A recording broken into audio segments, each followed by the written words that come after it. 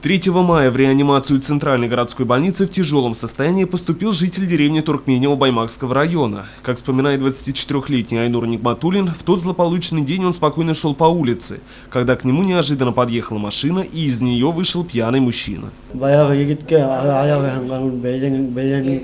Тот мужчина ругался с другим парнем. Я хотел заступиться за знакомого, у него нога была сломана.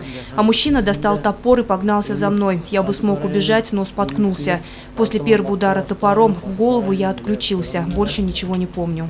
Драку заметили местные жители, которые подоспели на помощь и вызвали экипаж скорой помощи. После госпитализации Айнуру пришлось перенести несколько операций. Нападавший нанес множественные удары топором.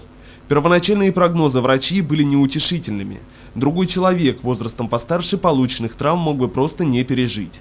Сегодня у парня полностью не работает правая рука. Айнур на всю жизнь останется инвалидом. Напавший на него мужчина проживает в этой же деревне. По рассказам односельчан, ранее был судим, имеет психические расстройства и всегда носит при себе холодное оружие.